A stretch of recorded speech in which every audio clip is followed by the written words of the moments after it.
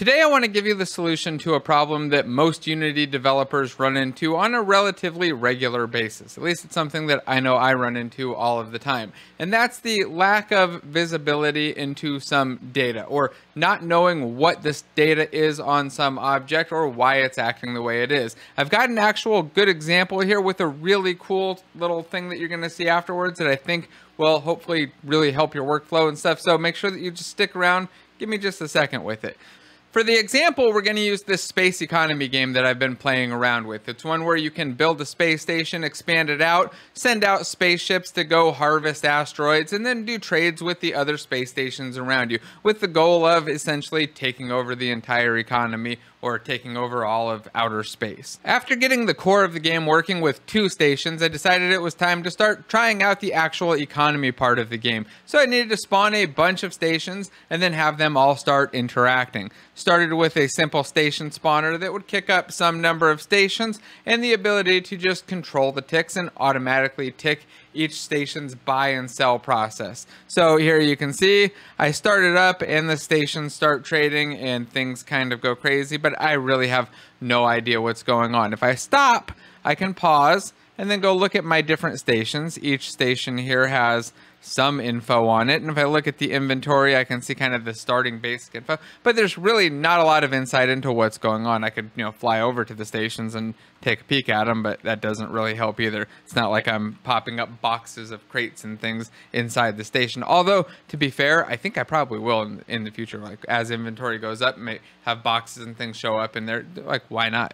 So I've got my station here. What if I go to debug mode? So I switch over to the debug mode in the inspector, and here I can see a little bit more, but there's still really nothing useful. I can see how much money each station has. So I can see like how much cash they've got after all their trading, but I can't even see how many of each resource they have. Down here in the station AI section, I can see how much they've upgraded though. So each time they go through the process, they try to buy resources, do an upgrade, and then those upgrades generate more resources over time. So I can kind of see that here, see who's kind of in the lead, but it's really hard to tell what's going on. Now there is one thing that I can do that's kind of a quick, intermediate, but not nearly as great solution. Let's show you that real quick.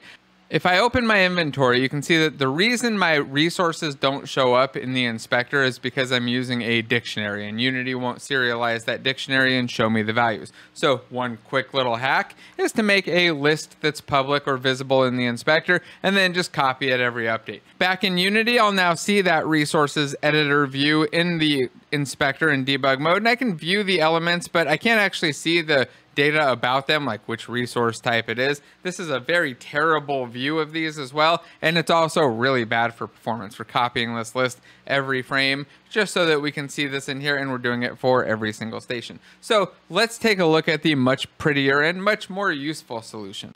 Notice at the top here, I've got this game menu, and in here I have a station debugger, and that's what we're going to use. This is a custom editor window, and you'll see just how easy it is to write, that shows me all of the info about all of my stations. Now you can probably start to think about what kind of custom editor might make sense in your own game, what type of thing you've got a lot of that, or a lot of instances of, that you would like to see information about. Let's see what this looks like. My station debugger window, you can see at the top I've got a column width, which is just a field that allows me to adjust the width of my columns. I like to do this on a lot of custom editors when I'm not sure how big the text will be. Let's see how that works in a moment. I've got a couple buttons here that we'll talk about, and then 2 checkboxes. I'm going to press play, and let's see what our station debugger shows.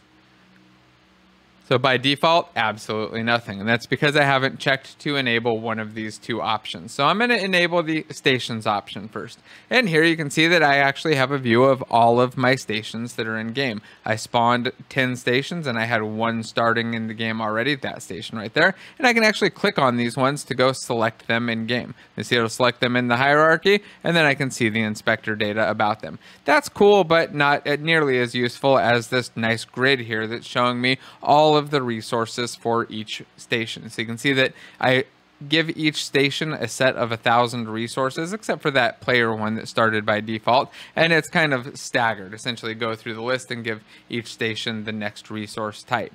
Now we can let our game play out. And we've got a couple options here. I'd mentioned that there are some buttons up here, and that's because sometimes when I'm playing, and this ties in really well with these editor windows, I don't want the game to just fly by frame by frame by frame. A lot of the times I'll use a little hack like pause, and then step to go through all of my frames. But if I want, I can just give myself much more control. Each of these stations AI component has a tick method on it that gets called in the update, or gets called by a single update normally throughout the game. But I can also just individually call it right here. So I can just click and tick all and have them all do their work. So they'll all find the resources they have extra of, place them up for sale. You can see the ones for sale with the little parentheses around them, the circled ones. The square brackets indicate the resources that they need or want for whatever it is they're trying to do next. So they've all gone through, and it looks like they all built their first upgrade, because the first tick, they all have enough resources to do that.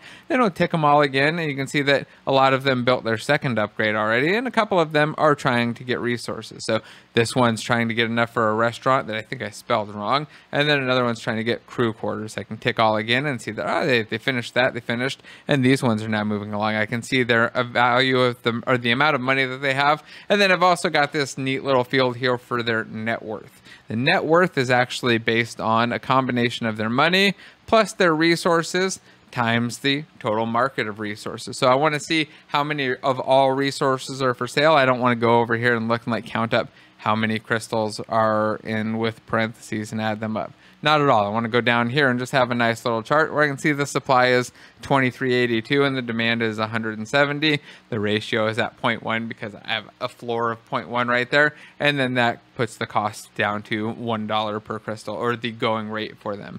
I can tick all again and keep watching these values change and see, well, I've got really nice control over it. I've also split this out a little bit so that if I want, I can just tick the selling part, or just the part where they're placing their items for sale and generating resources, or just tick the buying part. But even more powerful than that is if I want to just look at what's going on with one station. So one of the instances I ran into was that stations would get to the max amount of resources they needed, like this station 8, and then I would tick them and then they would sell it. So they would get to 350, they'd get to 351, then they'd accidentally sell all of their resources. Tiny little bug, using the wrong variable, it sold all of them instead of the amount for sale.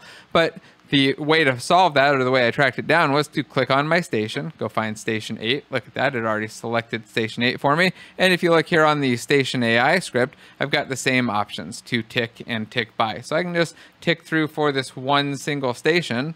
Let's go see if I can drag that around the right way. But I can tick just station 8. And you can see that station 8 will do all of its work only, and no other stations will tick. I could also just add a button right in here if I wanted to tick individual ones, which I may end up doing if I decide that that's something that I need to do very regularly. Usually it's just kind of like a debugging and tracking something down, though, so might add a little bit more width here. Finally, added a stimulus button because I was kind of curious to see what would happen if I just shove money into the economy. So let's spawn this up real quick, put a bunch of space stations in here, and show you the scroller and then the code and the stimulus. So turn up the number of stations to spawn to maybe like 50, turn on the auto tick so it will automatically tick each frame, and then we'll press play and show you the last two kind of important parts. Well, I think one of the most important parts, the code. So here we go. We've got it showing all of our stations. Again, I can toggle the stations and the resources on and off. And then here you can see that we've actually got a list view, so we can scroll through. We can actually scroll down through all of our stations while keeping the header right here at the top. And if I ever decide that I want to give people some cash, I can just hit the stimulus button, and it gives every space station $1,000. See kind of what that does to the environment and how things kind of rebalance afterwards. It's kind of interesting to see. I'm still not sure where the game's going to go, but I am sure that it's time to show you the code. So let's take a look at it. And here it is. And don't worry, it might look big, but we're going to go over it. It's actually really simple, just a bunch of copy paste for different columns. So let's take a peek at what the station debugger window actually looks like. So up at the top, I have the execute always attribute. And to be honest, I've forgotten why I have that. Not even sure it's actually needed anymore. Should probably remove that if not. Then we've got our class, the station debugger. This is in an editor folder. Got to make sure that this file is placed inside an editor folder. And it inherits from the editor window class. The next thing we have is a menu item attribute that's adding it to that menu item. So we have that game menu, so we can open up the station debugger that calls into the static method open window, which instantiates a window, or really gets a window using calling get window, which I believe just kind of instantiates the window. And then we lock down its tracked resources, and there's a reason for that, and I'll talk about that in a profiler video that I plan on doing later this week. If you're interested in that, or you like this, by the way, please hit the thumbs up button, subscribe, share, and drop a comment. It helps a lot with the algorithm and lets me know to keep doing more of these more technical videos. So we cache the tracked resources using my extension that gets all instances of resource type. This is essentially an extension method that just finds all of the type objects of a type. So here it's finding all of the resource types. You can find that method online. Just search for get all instances. It's common. It's everywhere. I use it all the time.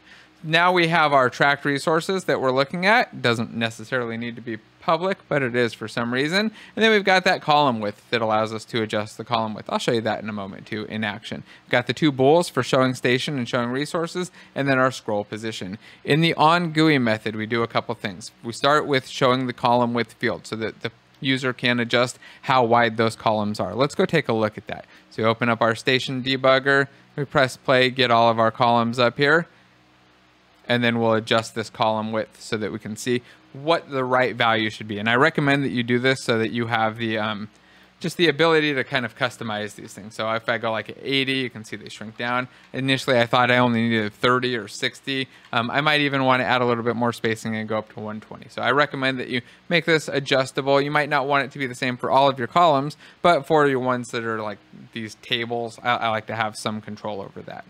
Next, we have the buttons for tick all, station AI, tick all station buys, and stimulus. And those are handled by my draw buttons method, which just begins a horizontal layout so I can have all those buttons in a row, and then has some buttons that if they're clicked, calls methods into my station AI. I have a tick all method that's static on the station AI, which is, again, very lazy, just finds all of the station AIs, orders them totally randomly, and then ticks them. There's also a tick all buys down below, which, as you can probably guess, is hooked up to the tick all buys. The tick all does tick all AI and buys. It's kind of a little bit confusing on the name, but it's doing the AI part, like the thinking about what they want to build and picking out the resources, and then the actual buying afterwards. And then we've got the button for stimulus. Nothing special there. GUI buttons are relatively easy to add, and you just return, if they are clicked, they will return true, so the code afterwards gets called.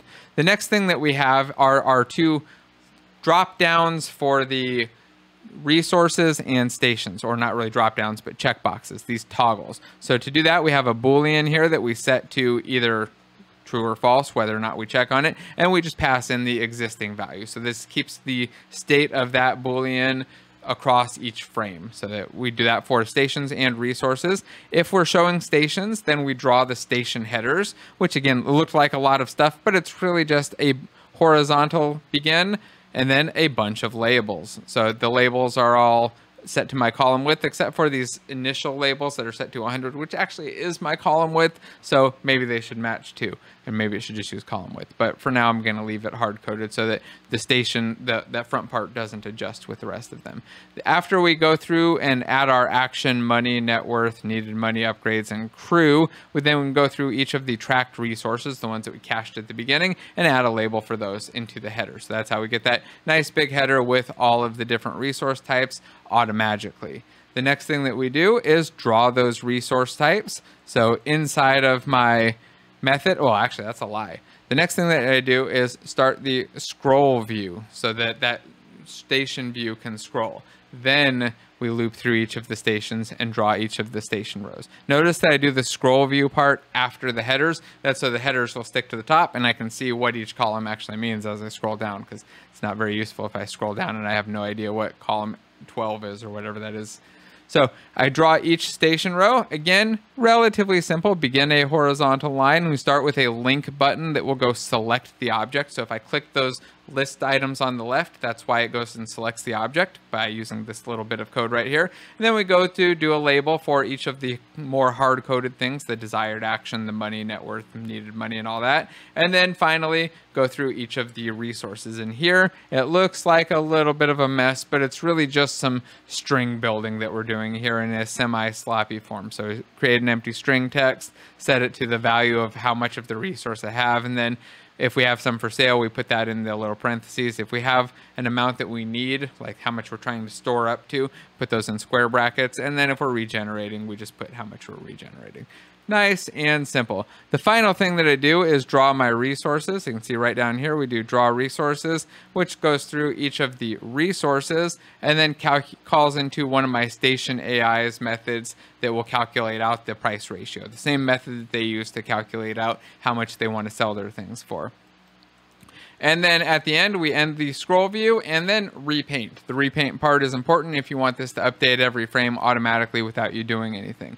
With that said, I think I've got a pretty handy little tool. It's been very useful for me, being able to control this data, being able to control the ticks individually, and then see what's happening and actually track stuff down very, very fast and very easily. And then being able to kind of step through and force a tick has been super handy. This is not the only solution for this, of course. If you've used something like this, you make your own custom windows to view data in your game, please drop a comment down below and let me know what it is. And if you look through the comments too, maybe get some cool ideas. I'm always looking for neat inspiration and ways to use custom editors to make my development and my debugging experience better. So if you got something, please let me know. And also, again, if you like this, please like, subscribe, share. Makes a big difference and helps a lot. All right, thanks again. See you later.